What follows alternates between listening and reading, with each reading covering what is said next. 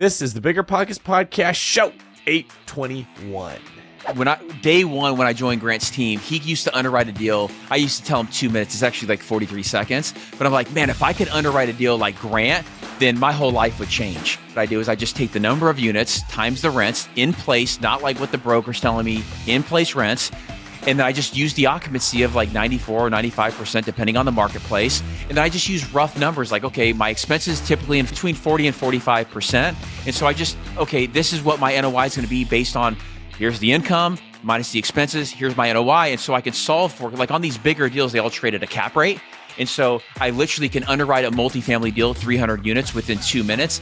What's up, everyone? This is David Green, your host of the Bigger Pockets Real Estate Podcast, the biggest, the best, and the baddest real estate podcast in the world. Every week, we are bringing you stories, how-tos, and answers that you need to make smart real estate decisions now in this current and ever-changing market.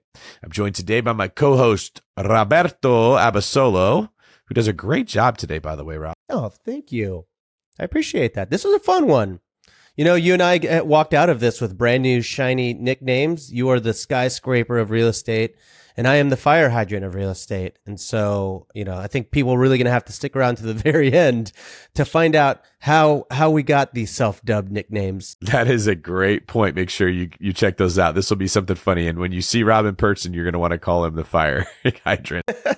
Today's guest is Ryan Tseko, an airline pilot turned real estate investor who started buying some single family properties, turned that into multifamily, now runs a fund and is crushing it. And he gives some great advice for how to do everything I just said, as well as the right way to approach somebody to get into the right situation. I thought this was fantastic. Rob, what did you think about that? It was really good. It was really good because he put himself out there in a way that showed value to someone else and solved the problem for them. And I think this is probably, I mean, there are so many lessons to take away from today's podcast, but the way that he approached it and his willingness to just get in the mud, get a little dirty, figure things out, and really jump in the ring really set him apart to really have one of the most amazing career transformations I think I've ever heard of on this podcast. So I'm excited for people to hear his career unfold as we get into it for the next hour. Yes, sir. This is a great episode. You're going to listen all the way through and take some notes. Before we bring in Ryan, today's quick tip is simple. Show up with solutions and not just problems. Any human being can show up and say, hey, boss, there's a problem over here. That doesn't help. It's better to come and say, hey, here's a problem, and here's what I've already done to try to fix it. What do you think, and what could I do better? Be the person bringing the solutions in your world, not the problems. And by the way, and I have another quick tip. Number 2. Quick tip, light. All right. If you ever get intimidated by RE terms, RE means real estate, by the way, real estate terms, you don't know NOI, cap rate, LOI, go to biggerpockets.com/glossary. If you've ever heard us toss around abbreviations or things that really, you know, like terms, a lot of the times that can be found on the glossary and it can explain it for you. We do our best to always stop and rewind and explain anything that might be a little too, might be a little bit too much of an acronym. You know, we get a little carried away with the like 8-letter acronyms every so often. So yeah, go to biggerpockets.com/glossary if you want to brush up. Yeah, I'm excited when he talks about the GQLMIP. I think that's one of the most standard real estate principles out there. So let's bring in Ryan. Ryan Tseko, welcome to the Bigger Pockets Podcast. A little background for our listeners. Ryan's been investing for about 15 years. He started in single family and small multifamily early on in the state of Arizona. Has $3 million invested, making 10 to 12 a month, fully passive now, and we will find out why that is later. Ryan has a love of flying and leveraged that passion into a new career. The biggest hurdle he overcame was the do-it-yourself mindset, and we are excited to hear all about this. Ryan, welcome to the show. Thank you so much for having me, David and Rob. Always great to be here. Thank you for that. It sounds like a lot of your foundation is built on being a pilot, which is important because I've learned the older I get how much the foundation of myself is built on looking at the world through the prism of a basketball player. It was like my first passion I ever had. So when I form a business, I build a team, I take an approach, I always see it analogous to playing basketball. I'm guessing that you're probably going to have something similar to being a pilot. Is that the case? Yeah, for sure. And look, I actually didn't even know I was going to be a pilot when I was growing up. My uncle, it was something that he always wanted to do. I was 17 years old. He was a builder. I wanted to buy my first house. And he looked at me, he says, son, you don't have any money. And so we were flying one day and he's like, I looked at him and I'm like, I could actually get paid to fly airplanes. And when he said yes, I was hooked. And so it was actually kind of a roundabout way for me getting back into real estate. But 1000%, I mean, aviation and flying, like basketball, there's just a lot of discipline. There's a lot of training. There's a lot of checklist. And so that's helped me tremendously transfer the skill set that I've learned in my 20s into buying real estate and managing real estate. So 100%. Oh yeah. I imagine that's very much like your pre-flight checklist, buying properties and knowing what needs to be done when they're bought. You have to have great vision, know and trust your instruments, rely on the information that other people gave you and trust that you're getting good info. People are your priority. You value safety of others. You trust your team to get you on and off the ground and support you on this journey. In your opinion, what makes a great pilot? So I think what makes a really good pilot is somebody who has the ability to learn, but also stay curious. I heard when I was getting into becoming a pilot, there's two different types of pilot. There's bold pilots and there's old pilots, but there's no such thing as a bold old pilot. And so these are the different sayings that we have in the aviation business because, we could all be bold, but at a certain point in time, you have to rely on, okay, what is the safe approach, for the flight? And I really think that, it's a constant training event. As a pilot, it's over and over and over. And so what makes a tremendous pilot is somebody who flies a lot. Same in the real estate game. Who's the most proficient in real estate is somebody who's doing deal over deal over deal. And I just keep it simple. Ryan, you mentioned that your uncle kind of introduced you to your love of flying as well as your love of real estate. Sounds like that's a very influential person in your life. Can you tell me about your relationship with that person and how real estate sort of entered into the conversation? Yeah. So when I was about 10 years old, my parents split. I moved from Southern California to Scottsdale, and my uncle, he was actually a builder in Scottsdale, Arizona. When I was a young man, he brought me on the job sites because for me, I was just trying to, okay, what's next, right? So I wanted a car. And so he started teaching me about real estate. He was a builder. He always wanted to be a commercial airline pilot, but one day he took off, he was flying, and he actually scared himself because he couldn't find the airport. And so he literally gave up on his dream of becoming a commercial airline pilot. And so when I was 17 years old, I didn't have any money and we were flying, and I asked him, I said, hey, look, can I actually get paid to do this? And he said, yeah. And so, really that's when aviation was introduced into my life from a young man. And I really just started grinding. I started flying every single day. I put the real estate on hold, but I always knew that I wanted to come back to it. So that's really how it was introduced to me from a young age. And, I had to wait because I didn't have any money. So that's awesome. So that's how you ended up in aviation. But what was life like in the early days of your career? In aviation or in the real estate? In aviation. So, I mean, look, in aviation, when you first get started out, you're traveling a lot. You're not making a lot of money. My first year as a commercial airline pilot, I think I made $48,000 a year because they had to put so much time and energy and effort into training me. And so I went and got a student loan for $140,000. My first year, I made $48,000. I was a first officer on a $40 million jet. And I was traveling all over the US, Canada, and Mexico.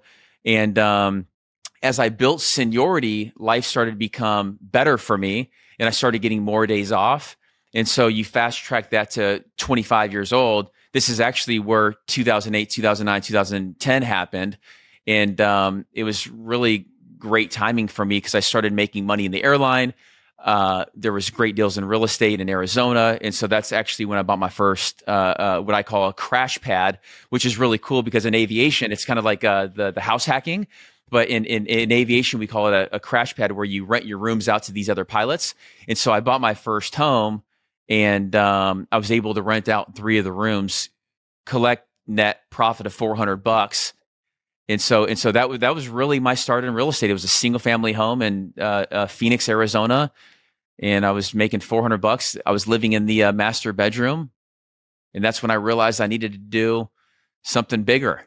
So why didn't you scale and just buy a whole bunch of properties and make them all crash pads? Because it's management intensive. The reason I didn't do that is because you had to manage it. Like I went home one night and it's a common area. You share everything. And I didn't want to, I could have scaled it with many homes and it would have been a great business.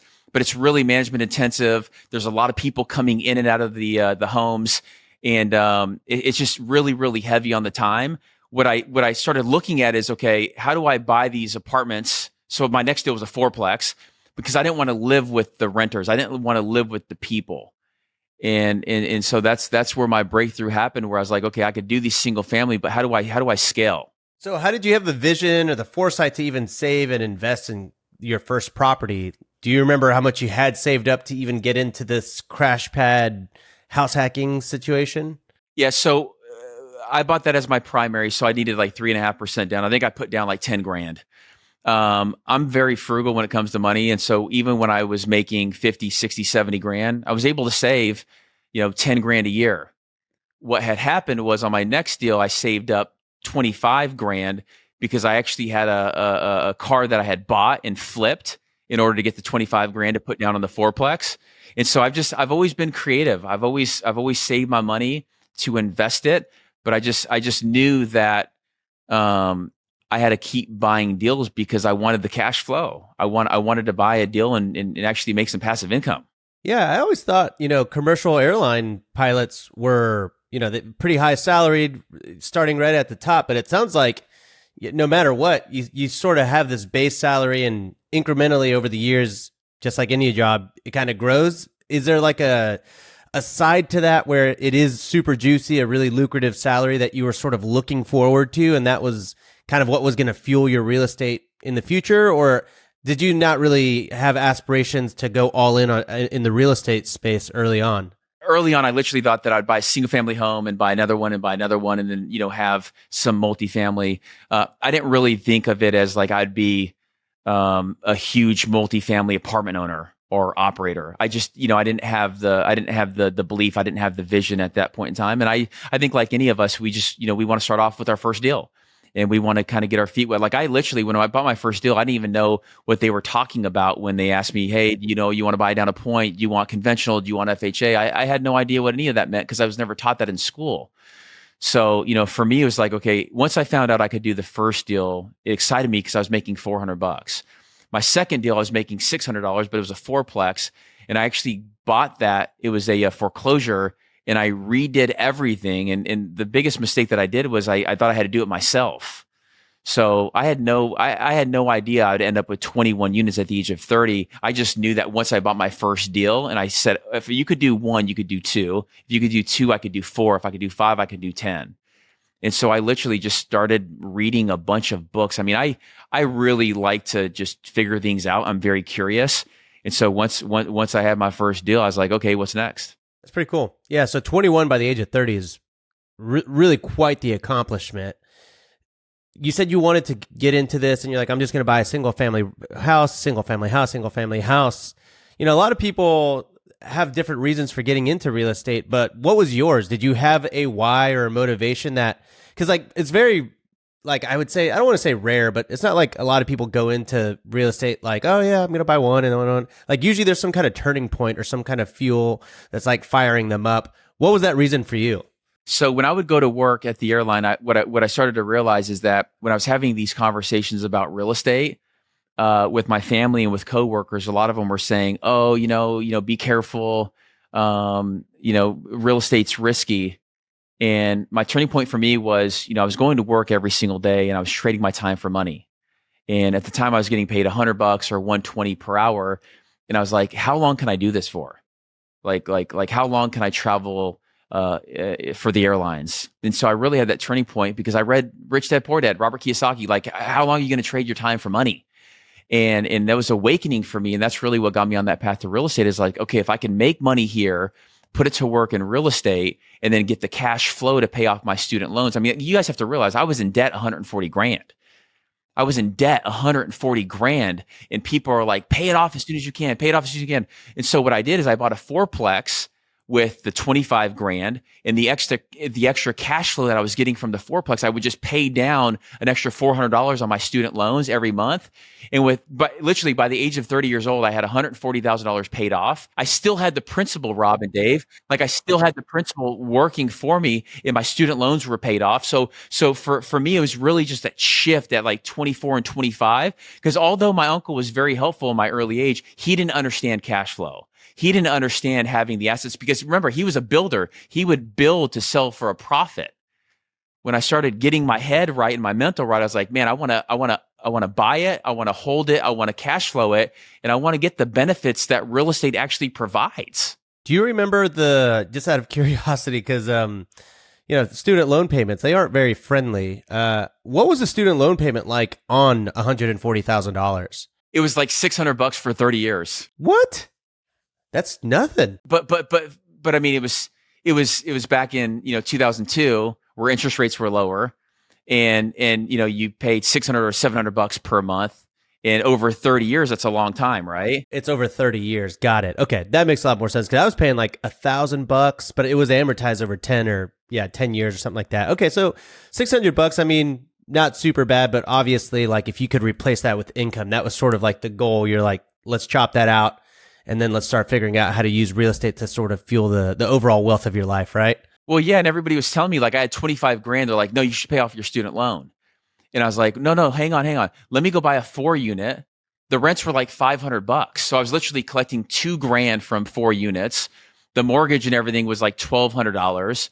And, after expenses and everything, I had like $600. So I would literally take the $600, double it, and I would just start chipping it down. So that way, when the student loan was paid off, I still had this 4 unit, or I still had that principal working for me. Yeah. Okay. All right. That's cool. So was there any benefit to being a pilot and getting into the real estate world, and as a pilot, just flying around into new markets, discovering markets? Yeah. Like certainly you must have been more privy to markets than the typical investor that never actually may get to visit a market before they invest there. It was a huge advantage, because I was based. So I was based at Chicago O'Hare, LaGuardia, DC. My last base was actually Denver.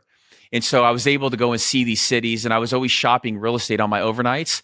And then also I was getting like 13, 14, 15 days off, because typically in the aviation space, you get 4 days on, 4 days off, 4 days on, 4 days off.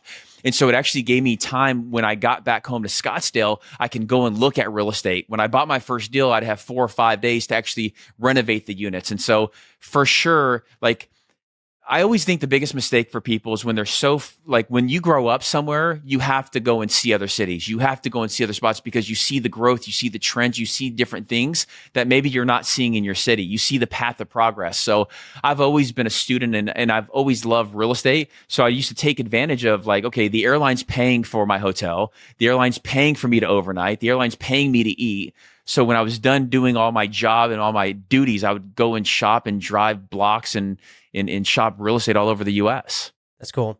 So the thing that is always going to be like, I'd love your insight on how you can do this, because you're probably going to be a big help to a lot of the audience today, which is a lot of people get really nervous about investing long distance, and they're like, man, what happens if I get called in the middle of the night and this and that?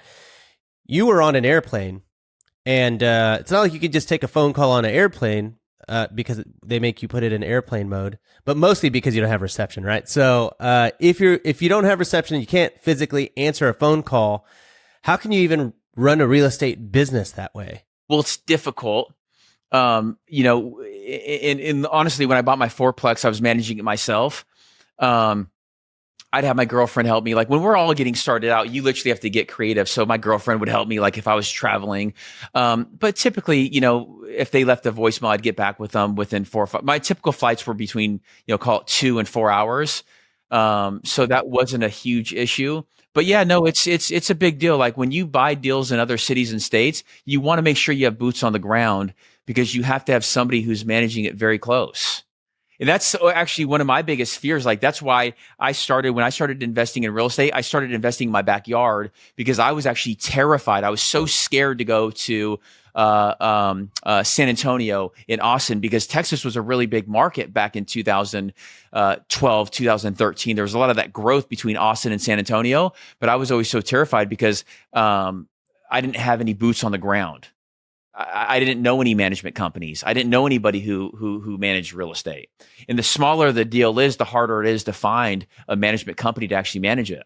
Were you pretty good at that point? You know, you said that you're working with your girlfriend and she's picking up the slack for you a little bit. Were you pretty good at sort of turning off the real estate button while you were flying? Or did it take a while for you to sort? Because like for me, when I go into the movie theaters, this is my big thing. When I go into a movie theater, I'm like, I'm not going to get to enjoy this movie because I'm definitely going to get a text message or a phone call in the middle of this movie. And of course, it always does happen. Did that ever happen? Did you ever go through that when you were up in the air, or were you able to shut that off pretty easily? You can't shut it off. I'm the same as you. Like I'm always looking at my phone.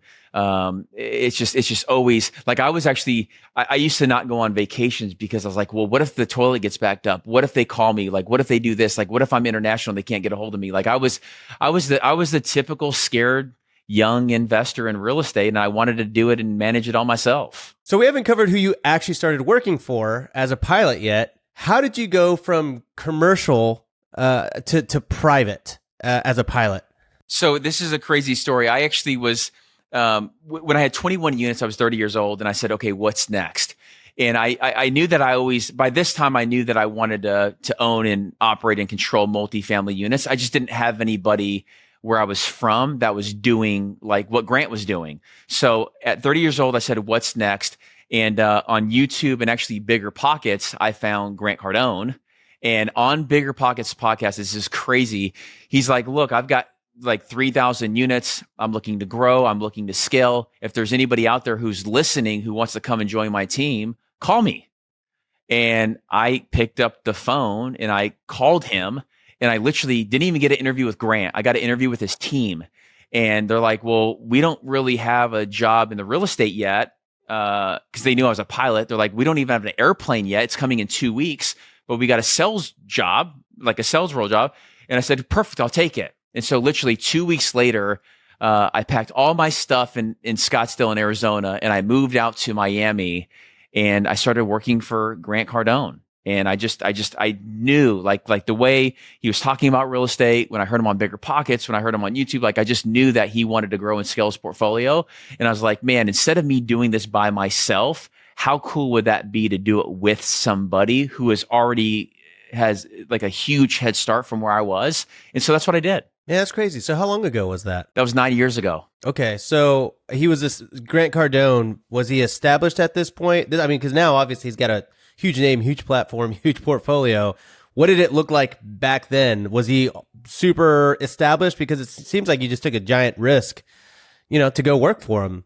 What did you see in kind of where he was at that moment? Yeah, so I saw the opportunity in the real estate market, but I saw Grant was very passionate and he understood real estate. He had about 3,000 units at the time. So we kind of operated kind of like a single family, like a family office. So he would buy the deal, invest it in himself. Like he would buy a deal, he would take his money, he would invest the money, and he would hold it for long term.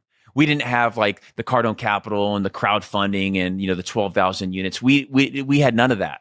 It was literally like Grant Cardone was a business and a consultant, and he had real estate on the side, and that's it. Man, that's nuts. Okay, and then you didn't even. I thought you were gonna say, did you become a private pilot for him, or did you join his sales team? So I joined his sales team, and then 2 weeks later, he bought a Gulfstream G200. And Elena, I met Elena day one. I was like, look, I love flying airplanes. I had almost 10,000 hours at that time. Like I was literally flying every single day, building up my time. And so I had almost 10,000 hours. I said, I love flying. I love real estate. And I love helping people. And she's like, does Grant know this? I says, no. And she's like, well, we're buying an airplane. And so Grant was looking to hire these other pilots. And he called me in his office one day and he's like, look, if I hire you to be my pilot, will you also work with me in my companies and in my businesses on the downtime? And I said, where do I sign? And so I literally signed a 3-year contract with Grant to be his pilot, but then also work with him in whatever business, whether it's the sales, whether it's the real estate, whatever it was. I just knew that he was the right guy. Cool. Wow. What a crazy story, man. I don't think, well, first of all, I think the craziest thing is that you were like, yeah, he said to call him. So I picked up the phone and I called him. I feel like different time. Rob, I was terrified. Like I was on the line because it's Grant Cardone, right? I was like, when you call anybody, like if I was calling, if I wanted to go work for David and I'm 30 years old, it's like, man, David's this and you're this, like you're like, you don't know what you're calling, right? So I was calling Grant's office and I was like, I want to come work for Grant. And it was a little bit nerve wracking because I was taking a huge risk because I was giving up my career. I was giving up the airlines. I was giving up the 401ks. I was giving up the 18 days off. Like I had built an awesome career for myself, but I just knew there was something bigger. I want to ask you when you made the call, because here's why I'm asking if I'm being transparent.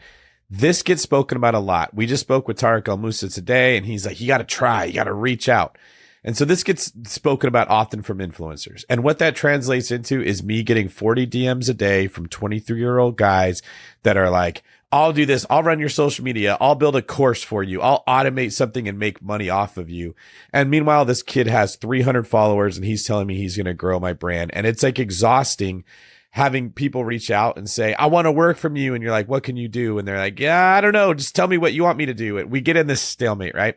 So I'm sure if you spoke to Grant, you came in with a plan, you proposed something and you thought about it. Can you share with our audience the effort you put in before you made the call so we don't give the impression simply making the call leads to life-changing things and you end up on the BiggerPockets podcast and you have this huge story? Well, look, I think that I started building my resume and I started building my skill set because to your point, you have to have a skill set that adds massive value to the team.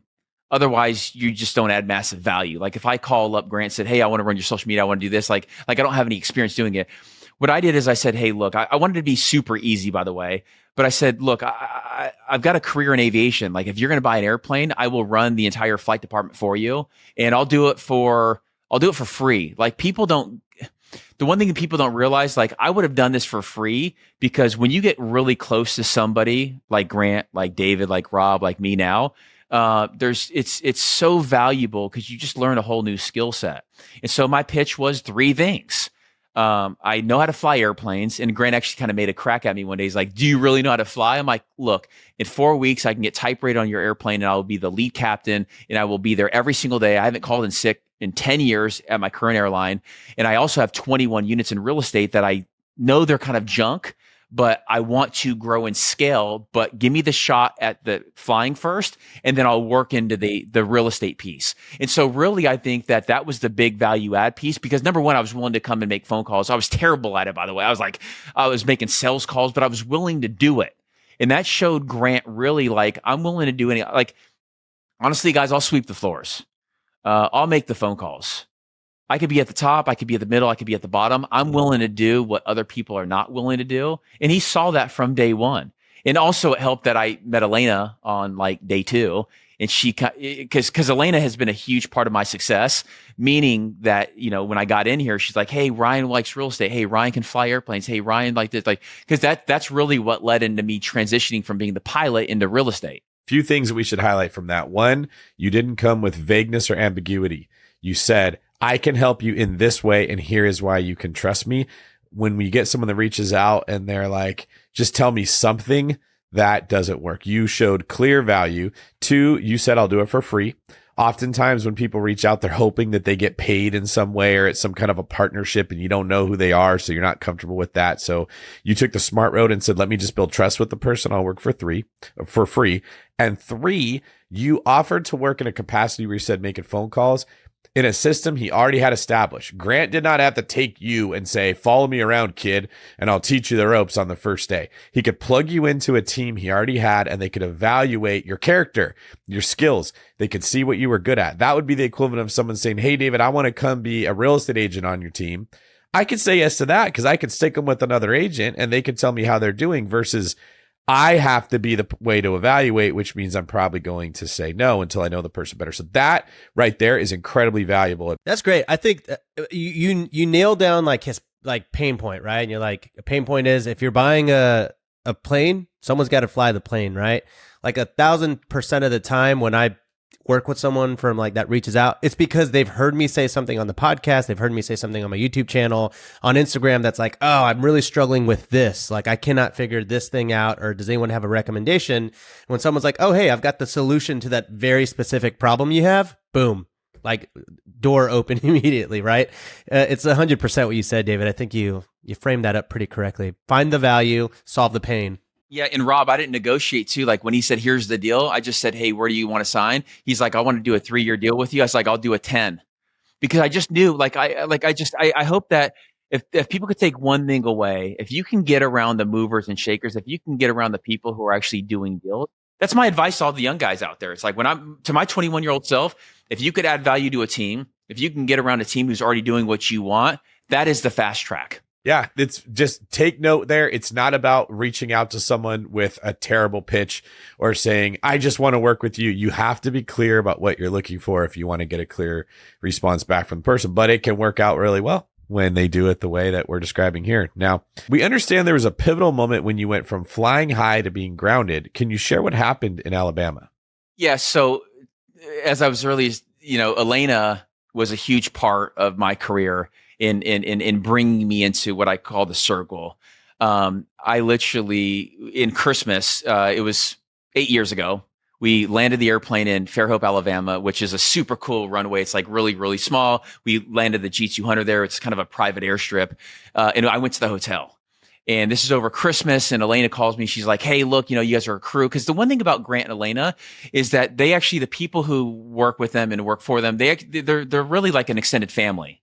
And so, she's like, "Hey, do you want to come over for, Christmas dinner?" It's at her parents' house. And I'm like, I looked at the other pilot, and Rob and David, I shit you not, he said, I'm like, "Hey, they just invited us to come over for dinner." And the other pilot's like, "No, I'll pass. I'm going to go down the street and, eat at this pub or whatever." And I'm like, "Really? Like you don't want to go and have dinner with the boss?"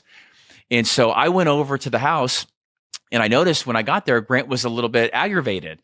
And I started asking him questions like, "Well, what's going on?" And he's like, "Well, I have a property that's 10 minutes north of here. And when I went there, the pool was dirty. The blinds were down. It was closed. There was nobody there." And he's like, "I pulled up a report and I had 40 units. I have 40 units that are not leased." And I was like, "Wow." I was like, "That is like," I'm like, that's BS, number one. But I was like, "Two, how can I help you?" And he's like, "Well, what do you mean?" I'm like, "Well, how do I help you? What? I want to lease those units." And he's like, "You would do that?" And I was like, "Yeah." I was like, "Heck yeah, tell me more about it." And so he started going on and telling me about the property and everything else.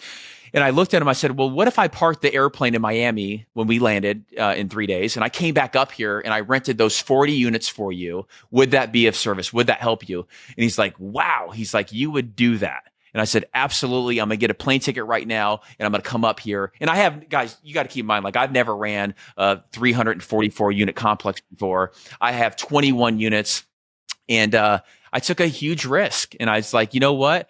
I'm willing to do it," because I knew I could lease. I knew I could call. I knew like if I just got in this building, I can lease 40 units in 40 days. So I told him, "I'll lease 40 units in 40 days. Will you give me a shot?" And he's like, "Come up here. Let's do it." And so that's the transition. That was my transition where Grant actually gave me a shot working in the real estate, and I was up there the next week. Okay, so a couple of things. You kind of mentioned you were working with Elena was pivotal in this kind of relationship with you and Grant. Who is that for reference? So Elena Cardone is Grant's wife. Got it. Okay, cool. And so you're flying for them. You're, I guess you're doing phone sales a little bit at the beginning of it. And then he's like, I got to lease all these units. And you're like, "I'm going to do it." He's like, "Wow, you would do this for me?" You're like, "Great." And you go and you do it. How did you actually lease 40 units in how long? So the task and the goal was 40 units in 40 days over New Year's and over Christmas holiday. Okay. All right. So how the heck did you do that? So here's the cool thing. So I went up there the next week, and he's like, "Look, I want you to get an air mattress and I want you to live on site." The high life right there. Yeah. And I want you to stay in a 1-bedroom apartment. And I'm like, "Okay." I was just willing to do whatever it took. And so I flew up there, got an air mattress, got a 1-bedroom, put the air mattress up. And I was literally like the first day that I walked into the leasing office, I realized really quick that there was nobody leasing. There was no leadership. The manager was posting on Facebook. There was like 3 likes. I'm like, well, clearly that's not a lead gen. And so I called Grant. I said, what would Grant do? And he says, this is what I would do, Ryan. He's like, I'd go back in the last 90 days, pull out the list and print it off of all the people who came in and didn't rent. And I'm like, perfect, done. He's like, I'd call them, I'd paint a picture, and I'd get them back in there, and I would lease them a unit. He's like, I'd just start with that. And so without doing anything else, I pulled the list. I started calling people, cold calling them, right? Hey, you came to this apartment complex, 30 days ago, 45 days ago. Have you found a place yet? Nope, I haven't. Perfect. I found the perfect unit for you. We actually have a discount. We have a special right now. Come back in tomorrow. I've already picked out your unit. And so I started getting all these people coming in.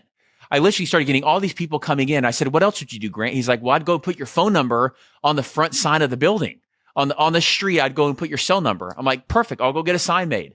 And so I went and got a sign made, got some new balloons, got new flowers, started cold calling people like on the 90-day list. And I started going knocking on doors of all the businesses in the 5-mile radius. And within 15 days, I had 15 leases, each lease every single day.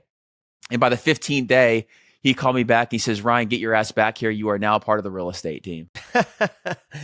Man, dude, rock and roll. I honestly am really impressed because I feel like I would be already pessimistic about that advice of like, call everyone who has come in the last 45 days and see if they are interested. Because I would have assumed everyone found a place. Right. And that wasn't the case. That's what we call follow-up. As a side note, that is the number one biggest area where people need improvement in almost every business. I call it lead bleed in the real estate books I wrote, the Top Producer series. So much of the time it's lead bleeds what's hurting you. You write an offer on a house, they say no. You forget to go back and check a couple weeks later. You just assume someone else bought it. The thing's still sitting there. The sellers are singing a different tune. Right? Maybe someone else tried to put it in escrow and they accepted and then it fell out of escrow and they're heartbroken. And if you show up at that exact time, they'll take an offer for 75 grand less, but you're looking for the next deal that you can just write the offer on and try to get. What we frequently give advice. You got to write a lot of offers, but we never remind people go back and write offers on houses that you were already rejected for. It's that same principle. And yeah, he's smart. He knows that. That's crazy. That's good. So all right. So you get the 15 done, 15 days.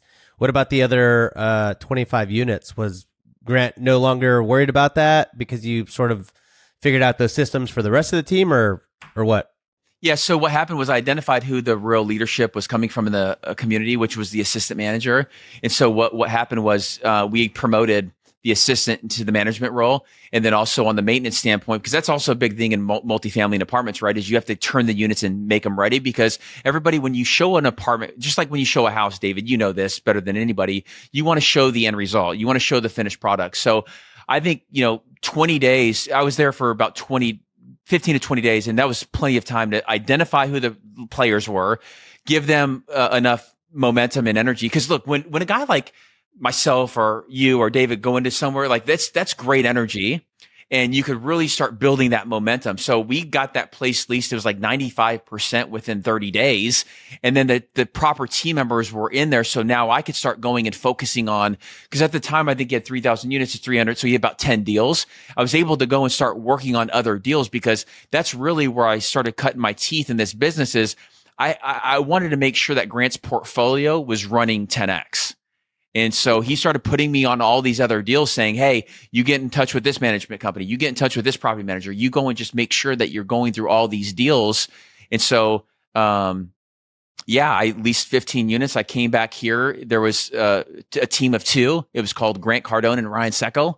And, that's what we built off of. It's crazy. I mean, what you just showed is not only were you willing to, roll up your sleeves, get your hands dirty, but you actually succeeded. That's the thing is anyone might be willing to go out there and try it, but you actually did it.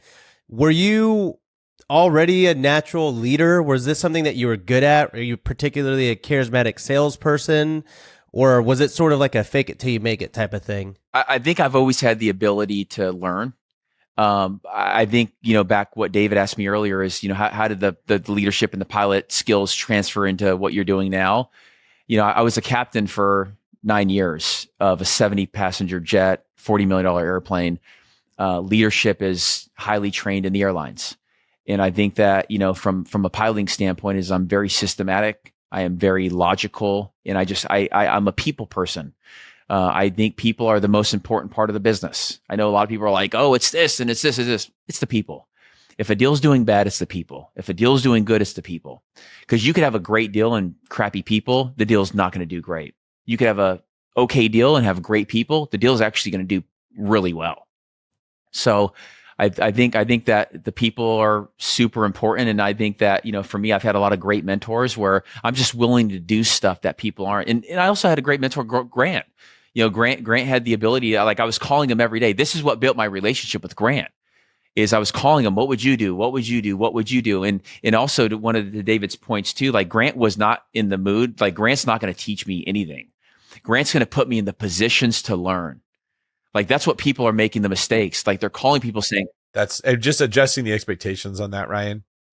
Grant can't teach you anything. Even if he could, it'd be like drinking from a fire hose. You don't have the capacity to sponge up what Grant would be able to teach you. I'll give you an analogy. Like when you're learning from a black belt and you're first learning the martial art, they probably don't remember what you need to learn because they were 5 years old when they learned that. It doesn't make sense. They were not a grown person trying to understand these concepts. They were a kid whose brain soaked it up quickly, right? But we all think I want to be trained by the best person ever. That's not the right coach for you. You want a person a step, maybe 2 steps ahead. Grant has an ecosystem that he can put you in with people that are somewhat vetted, that have a standard that he upholds, that have a system that he had a hand in creating that puts you in a position to succeed, right? So that black belt built a school. He picked out instructors. Those people can teach you the martial art you're trying to learn so much better. I love you're saying that because there's this idea where our ego says, I want to learn from Grant Cardone. I want the best. And now you're useless to him because you can't keep up with the level of stuff he does. However, if you get plugged into his world, you learn something there. You prove yourself valuable. You become one of those captains at some point that he's put in place. You're training the new people. Now, as you gain the experience of living there, you do get to a level that you can start to rub elbows with Grant, and what he needs is helpful. Would you like to add anything into just that story of how you climb the ranks? Well, just to hit on that point too, like Grant was never the type where he was like, sit down and let me teach you, how to do a deal or how to do multifamily. I'll just add this, when I got heavy in the properties, I got on these calls and I was learning from all the property managers and the regional managers and the really, really smart people in the real estate. When it comes to lending, Grant put me around a bunch of bankers and a bunch of brokers. And so I had to learn the lingo. So everything, David, that you were mentioning, like in real estate, there's different buckets, right? You got to find a deal and you have to get with the brokers who are selling the deals. Grant put me into the wolf. To the cage, and I learned the lingo and I learned the relationships because you're so right. Like you can't build these relationships by yourself. You have to get around people who already have the relationships. And then you actually, by association, you become very powerful because you now have the relationships because you get spooled up quicker. Same thing with debt, same thing with property management companies, same thing with all of this stuff in real estate. So I just think that, for me, I understood that I wasn't going to go back to Grant and say, hey, Grant, what can you teach me? I would always go back to Grant, David, and say, what's next? What do you want me to help you? Can I take off your plate? What's next? And he loved that. I'm always a guy who likes and wants more responsibility. I just kept going back because my bandwidth is there. Like I have bandwidth, right? Like I'm like, we're at 12,000 units. We have office, we have multifamily. I'm like, what's next? I think a lot of us get bogged down in like, oh, well, this is a problem. Well, this is a problem. Leaders have solutions. Non-leaders have problems. And for me, I always wanted to come back to Grant with a solution. Well, we've kind of highlighted a lot of the skills that you said transferred over, but one thing that we haven't really mentioned is that you are now the EVP of Cardone Capital nowadays. And so we've heard from your early days and what it was like, but what is your role nowadays in the business? Because obviously things have really exploded since your time at the beginning of this. Well, now I run Cardone Capital with Grant. So I run Cardone Capital and Grant is a phenomenal partner. And what has happened, I mean, a lot changes in 9 years. I think if people look back at what we've done and this goes back to crowdfunding as well, right? Because now Cardone Capital, we're a crowdfunding platform where we go and find deals. We have our own platform, so we don't use a lot of these third parties, and we've been really successful just going straight to investors who are looking to invest in multifamily real estate. And we've really built out a done for you platform where we got great, beautiful, awesome deals, and we offer them to retail investors. We've raised almost $2 billion in capital. In our portfolio is $4.3 billion. And look, a lot of our deals are great assets, great locations. And so,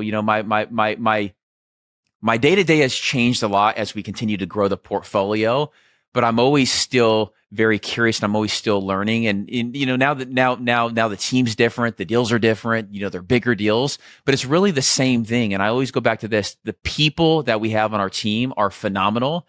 The thing that I'll tell people, if you're just getting started in real estate, you don't have to have a big team. You have to have really, really good third parties, meaning third party attorneys, third party property managers, third party bankers. Like, you just have to have good people around you.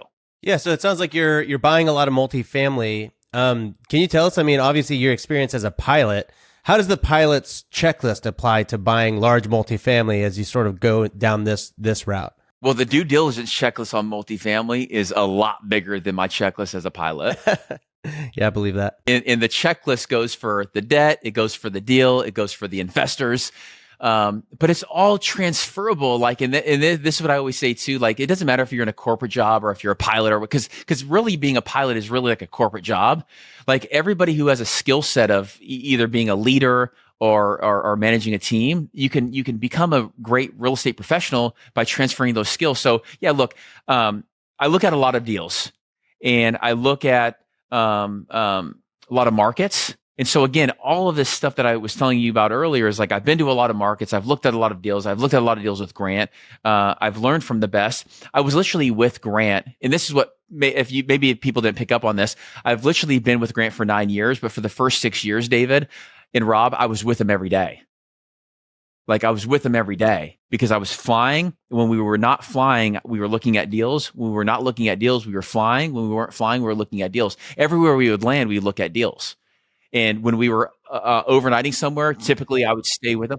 By osmosis, you're observing the framework that Grant sees the world through, the problems he's anticipating before they come. And there's a lot you're learning in your subconscious. You're like, oh, I didn't think that was a problem. Or he sees opportunity where someone else wouldn't. Or he sees in order to take this deal down, it's different than the last one, and that here's where the challenge is going to be, not there, which now gives you the empowered ability to go out there and say, let me fix that, which makes you even more crucial to him. And that's the secret.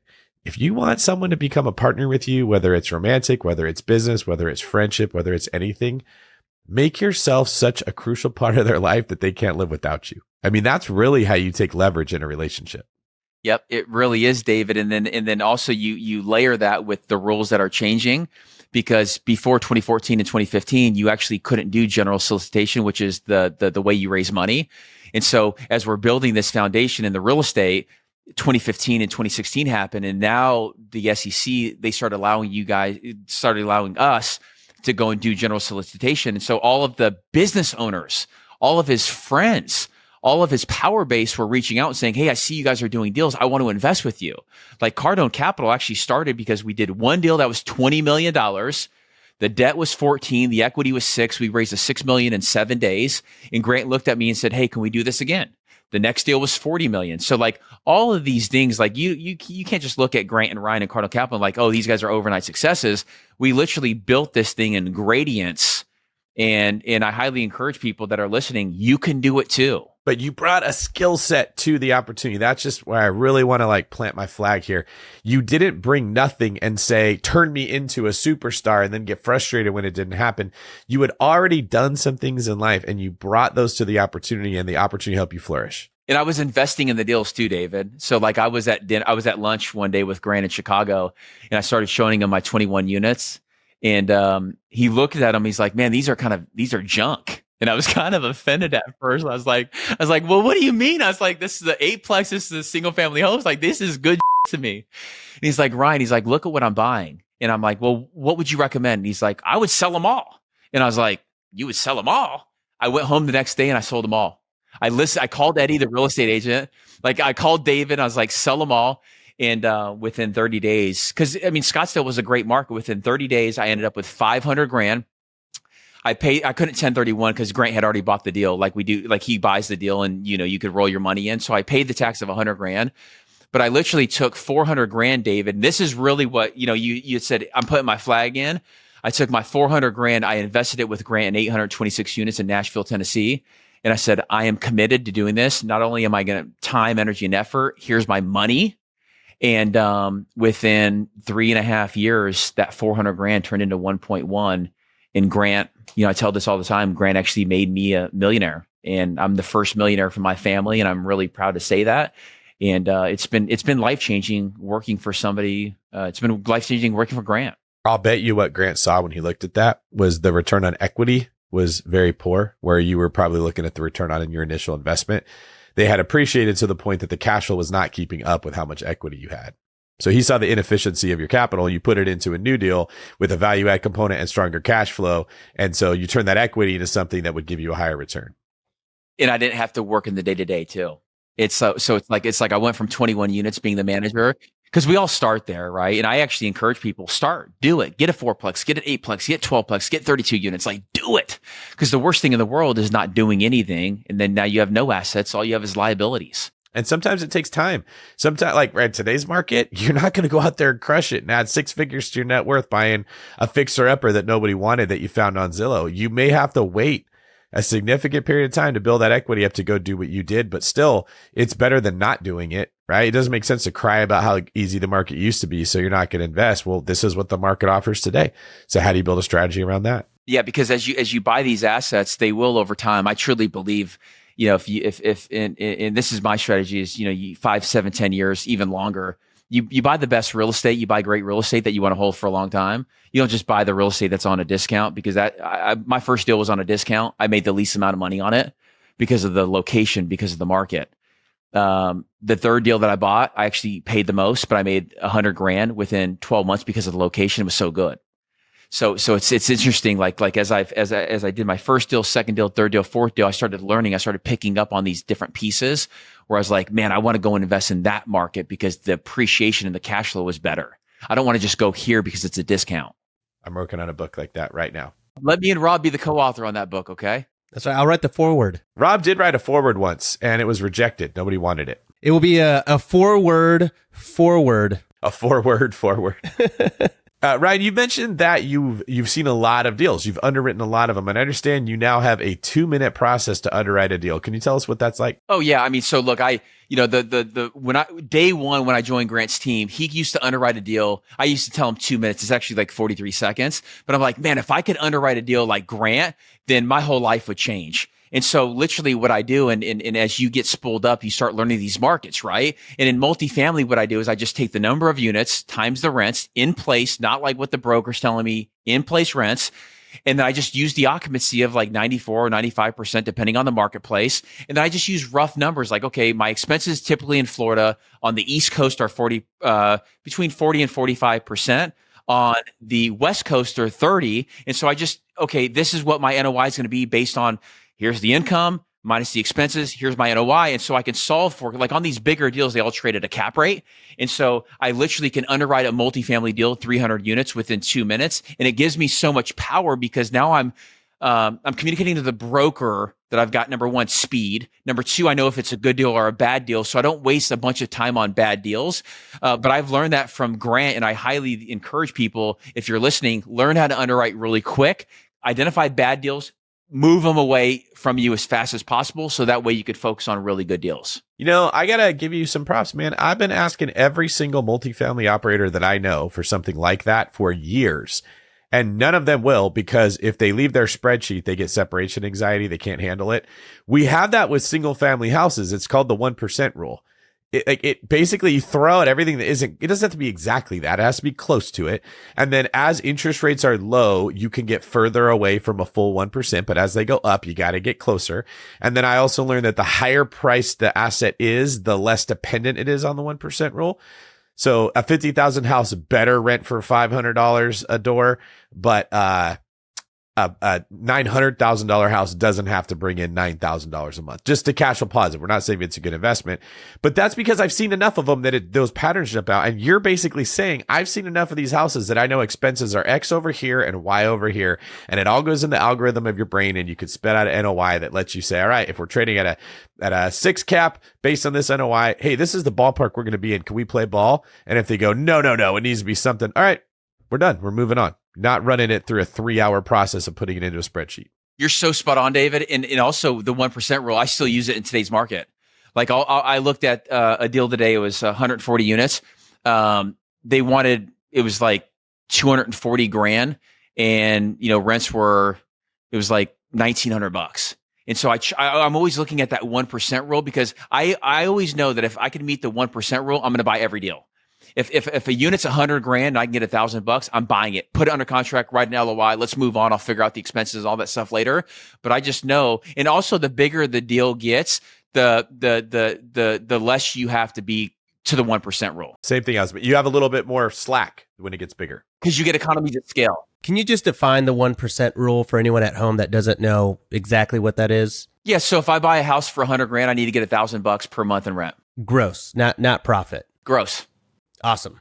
Well, it's encouraging to hear that applies at the unit level of the apartment complex. So for clarity's sake, we're not saying if you buy it for $100 million, it doesn't mean it has to bring in $1 million every single month. What we're saying is the door count here. If it's bought for $100,000 a door, if each average rent of these units is $1,000, it's worth putting through your analysis and looking into deeper. That's where you're saying, write the letter of intent, get that thing under contract. Let the guys then start to, the bean counters, kind of identify all the exact measurements, make sure that it's a property you want. But if it doesn't, you're throwing that thing out right away. That right there is very, very useful. If it is 100 million, I'm just trying to understand why the 1% rule wouldn't be like proportional. Wouldn't it still be, if it's $100 million building, you would want it to bring in $1 million gross? I feel like in multifamily, there would be there's more expenses to take into account than there are with single family, and there's more income sources, right? So with multifamily, you can have income coming in from laundry, from parking, from storage. Like, it's not just the rent, versus with residential real estate, your only income sources. That's true though. That makes sense. Yeah. When we're spitballing how something feels to us, it makes sense in our head. But if you have to articulate how you got there, you almost got to pull apart the algorithm of your own brain to be like, why did I think that was a bad idea? And hopefully there's actually logic behind what you said. But a lot of like what you're doing, Ryan, when you've looked at so many deals, is it will stand out like, oh, that just feels like that's probably good. You don't know why, you couldn't explain it, but when you dive in deeper, you'll be like, oh, that's why there's inefficiency here.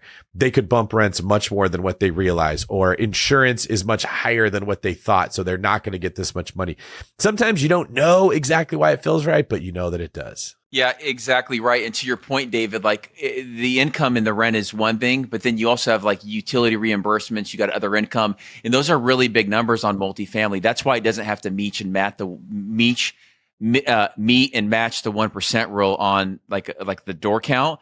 But what I was going with that too, David, is also like knowing the numbers quick. It allows you to be the captain. It allows you to be the guy now in these bigger deals where you have confidence, where you could actually start using crew resource management, which is team resource management, which is actually the broker. Hey, what numbers did you come up with? Hey, what are you showing for the going in yield? Hey, what are you showing debt guide? Like I think people overcomplicate multifamily, and really what I want to instill is saying, hey, look, know the numbers really quick, so that way you can communicate with the brokers with confidence. That way you can communicate with the debt with confidence, because the bigger the deal you get, the more partners you have. And this is actually a safeguard in these bigger deals, because the debt's going to thoroughly look at the deal. The broker, my competition right now is these big institutions, whether it's Blackstone or Starwood, or you can go down the whole list. These guys are very, very professional, and everything has to check a box. So the sooner you guys can get to these bigger deals, the less risk or the less chance of missing something actually occurs, which is crazy to think about. Man, that is kind of nuts. At what point, just out of curiosity, at what point will you be a big institution? I mean, you guys are growing at such a fast pace. Well, look, we slowed down our buying over the last 8-10 months because of this shift. We think that there's going to be a huge opportunity in the next 12 to 24 months, especially as debt and maturities and where interest rates are, to buy assets at a great basis. What I mean by that is if you can buy a deal for $225 a unit and it costs $300 with inflation and everything else to build, we think that long term over 10 years, those are great buys. But look, we're competing with them now. It really is just a function of how do you grow and scale the correct way, we're not in a hurry, but we know we'll get there. So, we're just really patient. We are very conservative. I know a lot of people look at Grant Cardone Capital. Instagram is one thing, but when he goes and invests in money, like Grant has a lot of money invested in these deals. Like he literally takes his money, invests in these deals. For me personally, all my net worth is invested in these deals. So we know what will come. It's just a matter of time. And the cool thing about it is we're doing it with retail investors. We're doing it with partners. Like when I say retail investors, this is just everyday folks. This is just like me and my family and David and Rob, and like there's no middleman.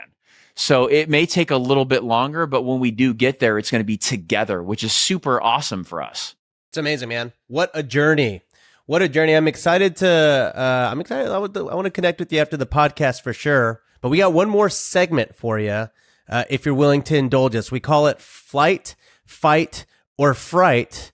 And we have 3 questions for you that we want you to answer. That's each one of those words. Is that cool? What is it? It's fight, flight, or fright? Close. It's it's flight, fight, or fright.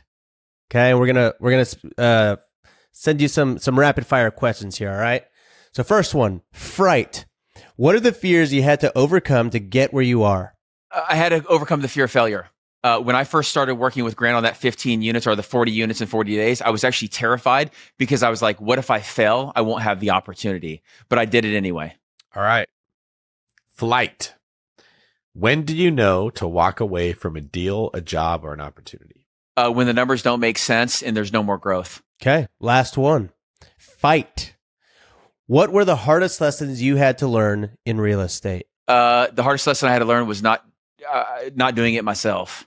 So the hardest lesson that I had to learn was like in my mind, my dad always taught me that I want to control 100% of everything.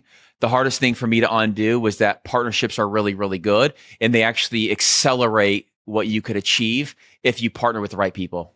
Awesome. I like that. David, that's kind of like a mental or like a mindset deal deep dive almost. It's like the mindset version of it. And Ryan, you gave awesome answers. It's almost like you've been training for this.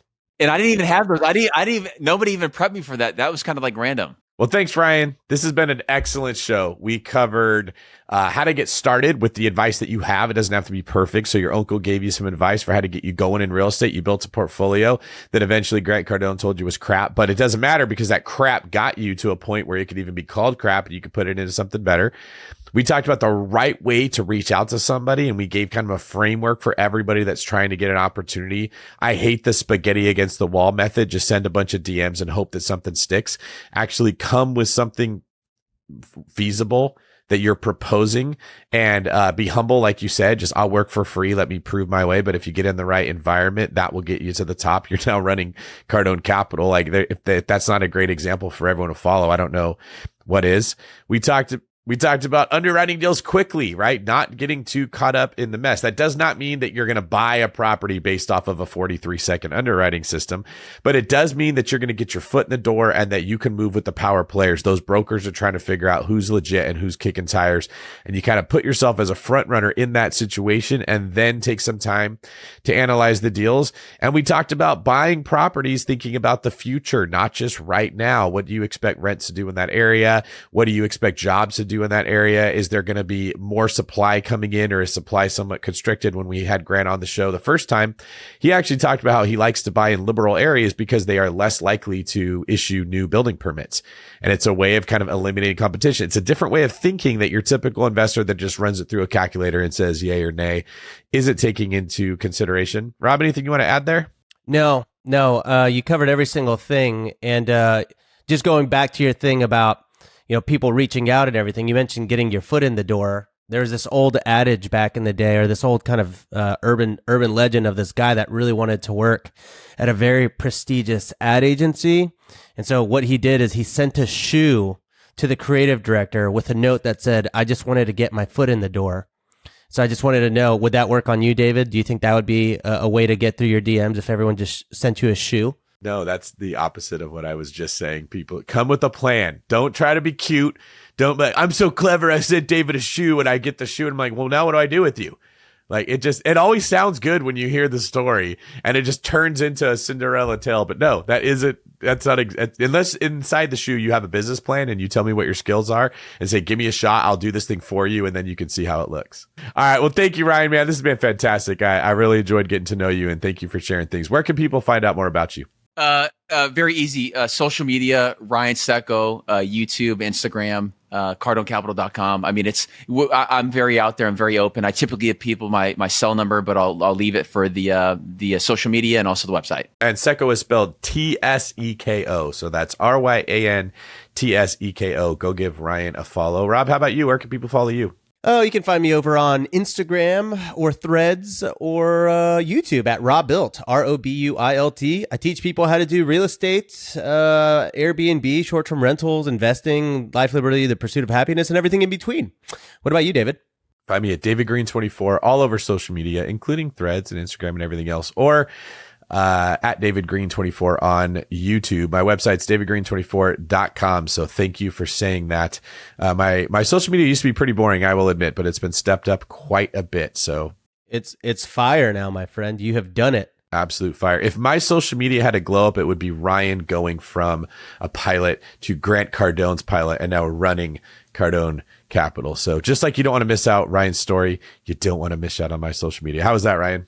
So basically, David's social media is the Ryan Tseko of social media. That's what I'm saying. Yes. Thank you for clarifying that. This is David Green for Rob the Fire Hydrant Abasolo, signing out.